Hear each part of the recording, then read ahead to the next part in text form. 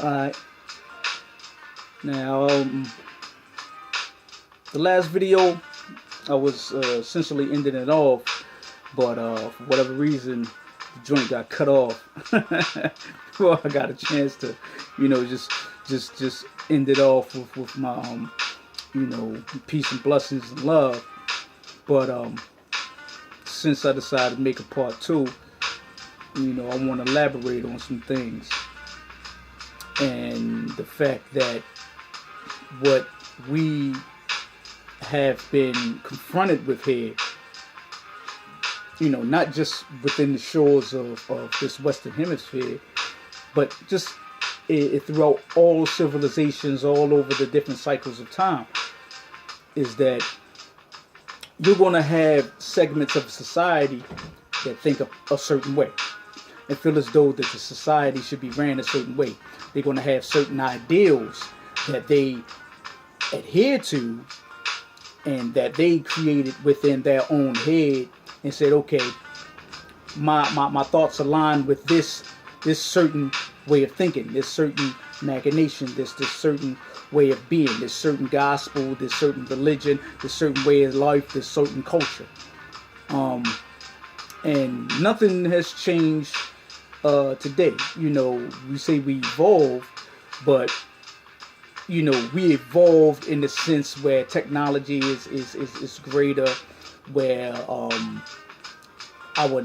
knowledge and understanding of a lot more information has grown more vast.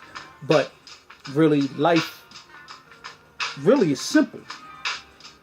You know what I'm saying? You're born, you grow, and during the growing process, it's a maturation process, not just physically, but also intellectually. And you just pass that intellectual gift along to your progeny, or those people that you come in contact with. Your children, or just anyone that's allowed to be within your cipher and that you can build with and enhance their understanding or enhance their sight, their view, their vantage point. When they're looking around and discovering new things. Our jobs as teachers, as educators, and I haven't been formally accredited as an educator, but I graduated magna cum laude from the School of Hard Knocks. And that's a universal university that even though you don't pay for monetarily, you pay for it with blood, sweat, and tears. The trials and tribulations that you go through in life is the curriculums that you learn. And you can't say, well, I don't want to learn this, I don't want to learn that, because that in essence is saying, I don't want to live. You might as well be dead, because you're going to learn regardless if you want to or not. It's how much you learn and what you do with the information that you have collected. I chose to disseminate my information, to any and everyone that finds themselves in a predicament where, I need to think about this a little bit more. And sometimes we overanalyze things and we put ourselves in positions where it becomes, too, what we consider too much to bear, because we constantly thinking about it. We looking at every little piece of it, every little atom of it. And that's cool to a certain degree, but a lot of times we gotta remove all the shrubbery from around it to actually see the rose. You know what I mean? And get to the beauty of it all. And that's what I feel as though my job is, to remove the shrubbery. remove the bullshit. We love the bullshit. We love to stay consumed with the bullshit because it seems like the more you're embroiled in bullshit, the more you feel important. You know, and it's not about isolating yourself from everyone else and their BS, but it's about making sure that you don't allow other people's BS to contaminate you. And when it contaminates you, that allows that stress to build up. We have a lot of things that we need to do within our own individual cipher that we have to clean up. And that's stressful enough. To admit that you have flaws is stressful enough. To fix those flaws is even a more stressful endeavor. But then to allow everybody to put their BS on top of you, their confusion on top of you, while you trying to fix your life up, it's only going to mix, dilute, and tamper with everything that you're trying to build. And that's what gets us off course. A lot of times we allow others and their expectations of us to take us away from what we expect from ourselves. We have to live up to what they feel as though we should be. You know, it's like that child syndrome. You know, we're little kids. You know, your mom said, "You're going to be a doctor. You're going to be this. You're going to be that." Yes, okay, I'll do that. You know, but when you get older, you'll start to figure out what you're actually great at. The talents will start to exude and start to put itself out there for people to see. If you're good at rapping, you're good at wordsmith, you know what I mean? You're good at reading, you're good at boxing, you're good at all those things that you are good at.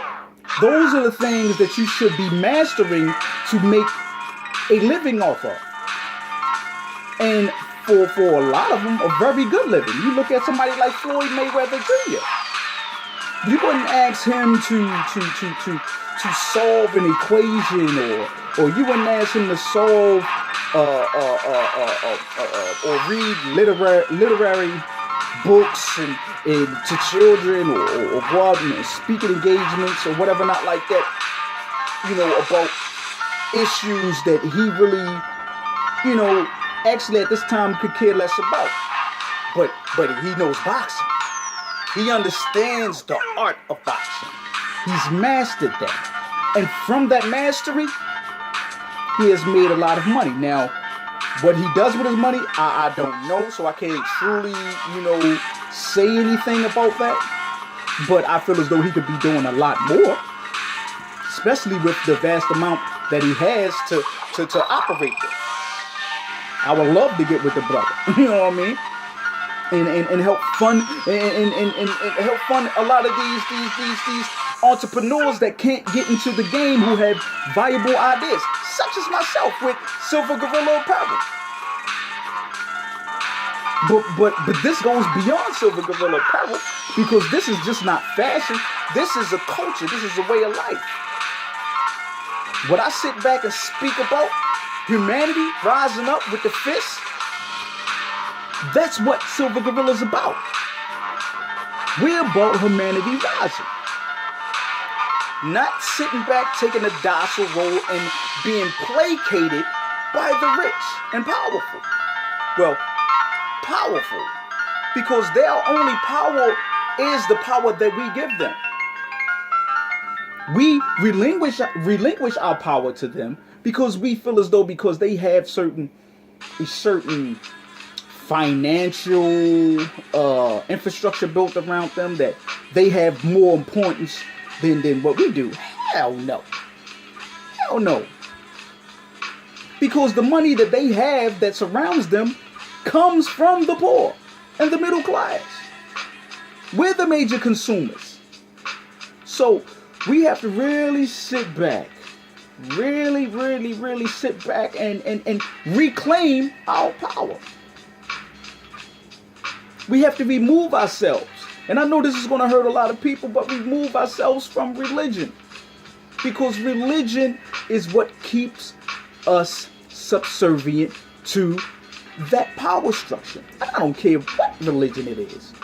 Pan-Africanism, all that religions, man, just be God.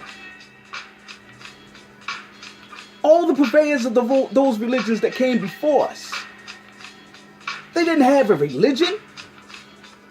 They just had a way of life. We placed a religion on them, or we created a religion off of what their deeds were. But they were not religious. In the sense where they're saying, well, Jesus says, I'm a Christian. Because he didn't say, my last name is Christ. Because Christ is a title. It's not his last name. It wasn't Mary and Joseph Christ. Buddha is a title. Because his actual name is Siddhartha Gautama. That was just one of the Buddhas. Because there's many Buddhas. Right now I feel like a Buddha. Because I'm teaching the same thing. Hopefully I'm living in the same image of them. And I may be arrogant to hold myself up to that standard. But I'm God. So, you can't expect anything less. So, my peoples, not just black people, humanity is in this beautiful embodiment. Wake up, please. Wake this third eye up. That's that alarm in your head going off. It's time to get up. Shout. Whoa. I've been in the sleep for a long time. It's time for me to get up, shake the cobwebs out the head, and start to move on life the way life deserves to be moved on. That's smooth. And it's going to be some rough patches. But you're going to ride that Joan out. You know what I mean? And live life beautifully. Stop making it overcomplicated. It's not as complicated as it seems. We worry about too much. Remove all the falsities, all the imagery out of your eyesight. And grasp onto what's real. And hold on to it tight. And love it. Not that emotional love, but that highest degree of understanding that comes from the third eye. Seeing it for what it really is and not what it appears to be. That's where we need to be at, people. That's where we need to be at. Peace.